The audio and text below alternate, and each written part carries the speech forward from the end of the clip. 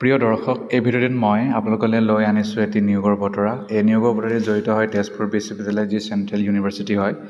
ইয়াত প্ৰজেক্ট ষ্টাফৰ পদ খালী হৈছে। Applications in prescribed format enclosed are invited for the temporary position. Temporary চাকৰি হ'ব। এটা জুনিয়ৰ ৰিচাৰ্চ ফেল' পদ খালী under the DBT sponsored research project, যাৰ নামটো হৈছে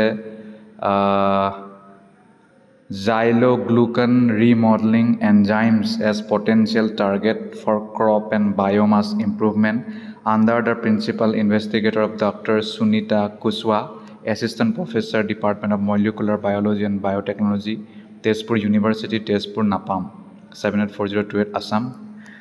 আৰু এসেনশিয়াল কোৱালিফিকেশ্যন হৈছে মাষ্টাৰ ডিগ্ৰী থাকিলেই হ'ল, MSc নহ'লে MTech ইন মলিকুলাৰ বায়'লজি নহ'লে বায়'টেকনলজি নহ'লে বায়' ইনফৰ্মেটিক্স নহ'লে লাইফ ছায়েন্সেছ নহ'লে বটানীত কৰিলেও হ'ব। খালি লগত লাগিব UGC নেট CSIR, সেইটো ক্লিয়াৰ কৰা, ইনক্লুডিং এছিষ্টেণ্ট প্ৰফেচৰশ্বিপ কৰিলেও হ'ব, গেট, আৰু কোৱালিফাইড হ'ব লাগিব নেশ্যনেল লেভেল পৰীক্ষা, যিটো গভৰ্ণমেণ্ট এজেঞ্চিয়ে পাতে, DBT, ICAR, ICMR etc. কেণ্ডিডেটৰ বয়স 28 বছৰতকৈ বেছি হ'লে নহ'ব লাষ্ট ডেটৰলৈকে। আপাৰ এজটো গভৰ্ণমেণ্ট ৰুলছৰ মতে ৰেহাই দিব পাৰে।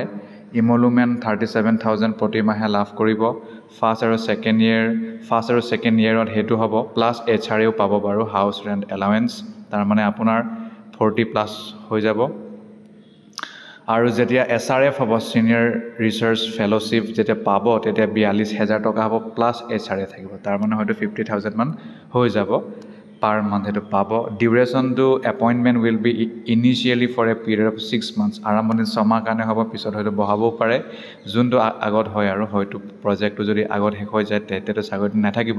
যদি নাথাকে, নহয় শেষ, তেতিয়াহ'লে আপুনি চাকৰিটো পাব।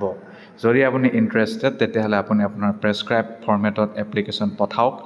Biodata latest doctor Sunita Kushwaha, যি প্ৰিন্সিপাল ইনভেষ্টিগেটৰ হয় ডিপাৰ্টমেণ্ট অফ মলিকুলাৰ বায়'লজি আৰু বায়'টেকনলজি, তেজপুৰ বিশ্ববিদ্যালয়, 1/9/2025 তাৰিখৰ আগে SUKU@tezu.ernet.in পঠাই দিয়ক।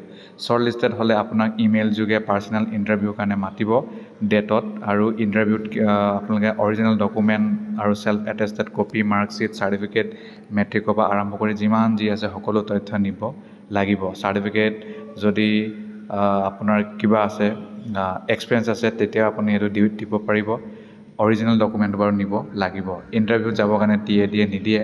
যদি কোনোবাই PhD কৰি আছে তথাপিও চাকৰিটো বিচাৰিছে, তেতিয়াহ'লে NOC ল'ব লাগিব ছুপাৰভাইজাৰৰ পৰা, আৰু যদি কিবা কণ্টেক্ট কৰিব বিচাৰিছে তেতিয়াহ'লে এই ডিটেইলছত কণ্টেক্ট কৰিলেই হ'ল। এয়া হৈছে Annexure 1ৰ এপ্লিকেশ্যন ফৰ্ম। এইটো তেওঁলোকৰ ৱেবছাইটত উপলব্ধ। এইটোৱে আপোনালোকে ফিল আপ কৰি পঠাব লাগিব। ছিগনেচাৰ মাৰিব, আৰু ইমানেই। ধন্যবাদ।